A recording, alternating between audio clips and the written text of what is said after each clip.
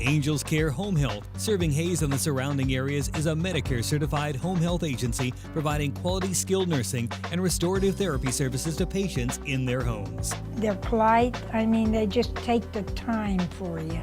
Angels Care is there to help 24 hours a day, and all services are covered 100% by Medicare for patients who are eligible. I like the Angels for what they've done for me.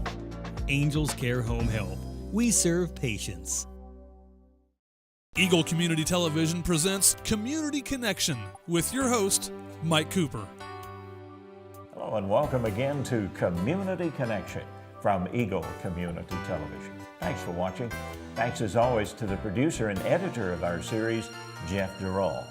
We're at historic Fort Hayes on the 183 bypass in Hayes for an annual event, plus some other activities at historic Fort Hayes with educational representative Tammy Younger. Our Community Connection. The fort is now open Wednesday through Saturday from 9 to 5, and we're ready for an annual event at the fort. Tammy, it's called Graveside Conversations. Right. Taking place 7:30 p.m. Saturday, October 29th. So one night at the fort. Tell us what it's all about, would you? Okay, well, we'll take tours around the grounds, and we'll have lanterns lighting all the sidewalks. But we'll start at 7:30, and then we'll do another one at 8, and then probably 8:30. Anyway, some of our volunteers will portray some of the people who died at Fort Hayes, or perhaps died in town, or were buried in the post cemetery. Some of which died from various things, gunshots, suicide. There was a little boy who was shot during a gunfight in Hayes City, and we've got someone portraying his mother. There were a lot of ways to meet your maker back in those days, weren't there? Yes, Tammy? there were. It was disease and gunshots, and it was just a wild town. Anyway, those people will be portraying some of those people that died, and we'll be able to go around. They'll tell a little story about those people, and that's about it. We're also going to do something a little different this year, and that is we're going to tell some of the ghost stories that we've heard about the officers' quarters over here. So that'll be something kind of new. And we've been doing this for about probably 15 years, and it was over at the post cemetery, which is actually on part of the back 9 of the golf course. But we have moved the event over here. It makes it a lot easier on us, and a little bit, we don't have to wait until the golfers are done golfing over there. But this is all based on authentic records at historic Fort Hayes. That's right, yep. Research has been done about the people that died or buried in the cemetery, and these are some stories that talk about those people. Real people, real stories. That's right. And again, reservations are required, right, Yeah, Tammy? we like to have reservations just so that we don't have too many in a group. Since we're doing it over here at the fort now, it's a little bit, reservations, we can take more people in the groups around, because we're not having to bus them over to the cemetery. So it makes it a little bit more convenient over here. And admission is $3 for adults and $1 for the students. But again, advance reservations are necessary. You have a terrific website too. Jeff was just pulling it up on his phone, so it's available for you to see. It's kshs.org/fort, and then underscore, is that what that was, Jeff? _ Hayes. So again, it's kshs.org/fort_Hayes. Terrific website there. Graveside Conversations, 7:30 p.m. Saturday, October 29th.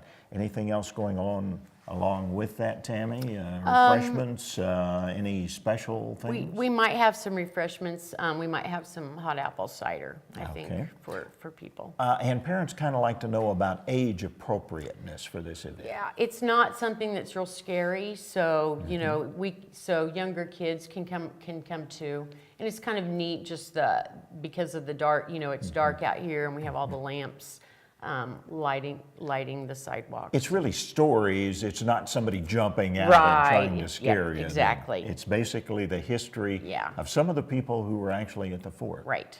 Now, there's one that has drawn national, if not international, attention.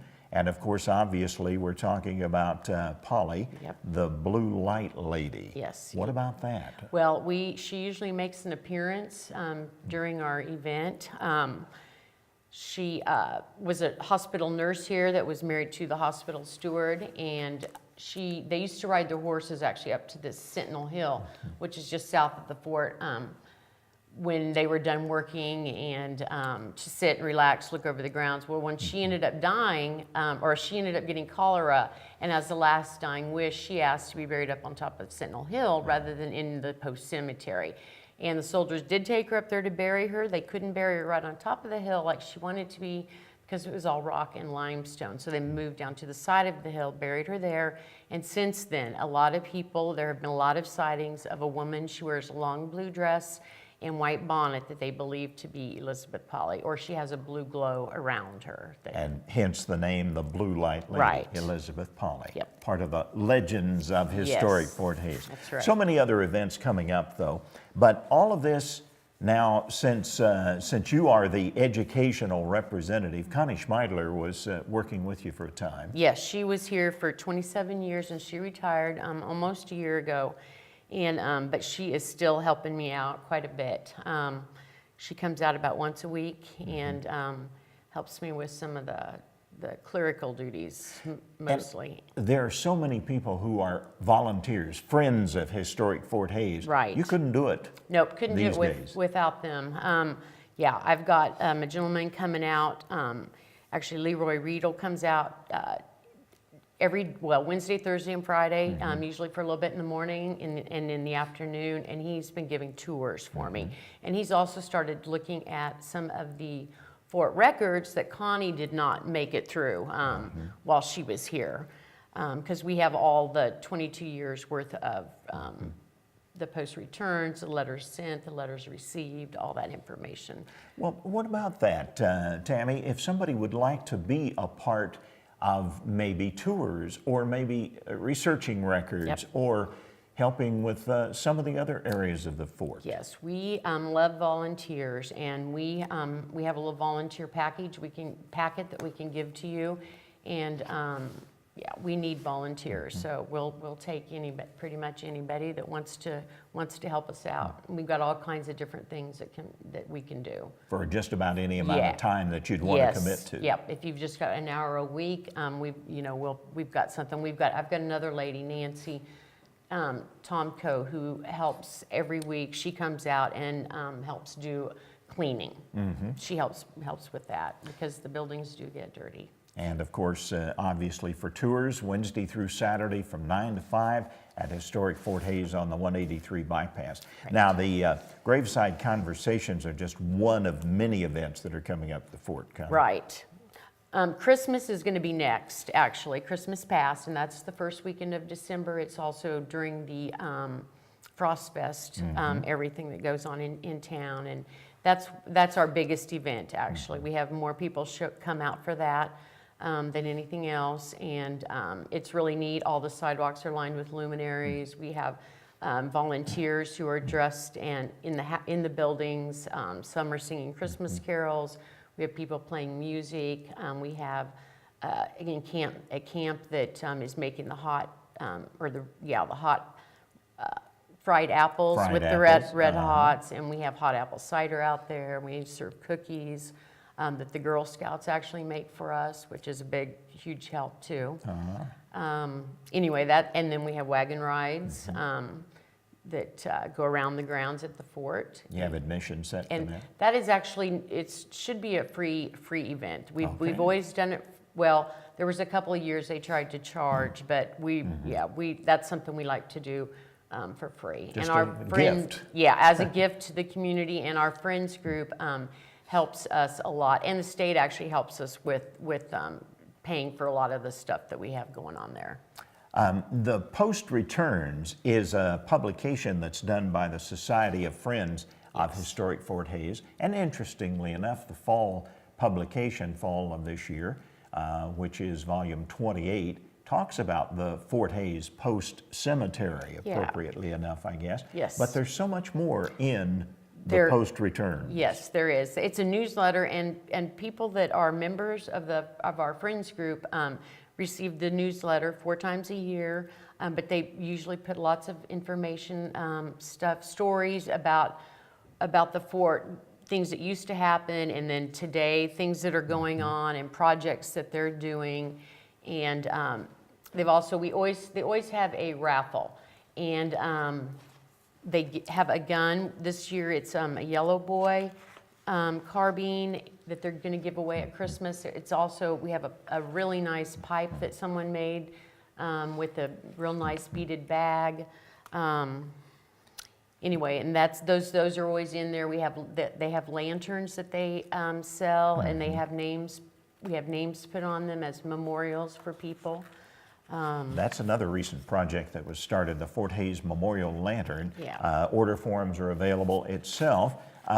Information on the website about becoming a member of the Friends of Fort Hays? I'm not positive that there is, I think that there's something listed in there about the Friends, about our Friends group, and they do not actually have a website set up, the Friends don't. But if you want to find out more about the Post Returns publication, come to the fort itself. Yeah. Okay. Come on out, and we'd be glad to give you the latest newsletter. It has a Colonel's column featuring Lieutenant Colonel Mark Eberly, who writes in the Post. Also articles about burials in the Post Cemetery. You can find out more about the memorial lanterns. You can also find out about that special gun giveaway, the drawing to be held next year. This one is actually next year. There's another one. This one it will be at Christmas. That's the at Christmas drawing, past. right. And then this one is special. It was donated, it's a revolver, a single action Army 45 LC caliber. It looks authentic. It's been reproduced, but it looks like the old gun. Everything's pretty much the same on it. And Rob Wassinger of Heating and Air Conditioning actually donated that weapon to the Friends to raise money for next year, our 150th anniversary. It's called the George Armstrong Custer's 7th Cavalry Model, a very accurate copy of the first U.S. government models of 1873. Well, you mentioned it, so we need to talk about it. And by the way, there is a membership application on the back here if you want to join the Friends. Yep. Okay, you actually mentioned it. Next year, along with the city of Hays, the county, the fort turns 150. That's right, 150 years. So it'll be the big sesquicentennial for Hays, and we are planning. We're going to plan several smaller events, some talks and different things throughout the year. Hopefully we'll get some of the archaeology that they had found back in the 60s, 1960s. They'll bring that out for us. But we'll have some smaller events throughout the year. And then June 17th and 18th, we are planning to have a big encampment. So we have lots of people coming already for that. We've already talked to them, and they're real excited about coming out and being a part of that encampment. Statewide budget cuts have forced reduction in time, talent, and staff at Historic Fort Hays because of those budget reductions in the state of Kansas. And according to the newsletter, as editor of this newsletter, I'm often in touch with Tammy, who is site administrator. She is the only employee at the fort. There are times when she is overwhelmed with visitors and projects. At this time, I would like to plead to the membership to check your schedules, see if you can find a few extra hours a week or even a few hours a month to volunteer to help with day-to-day operations at Historic Fort Hays, a real plus to the community and to the area in Hays. Historic Fort Hays on the 183 bypass with educational representative Tammy Younger, our community connection.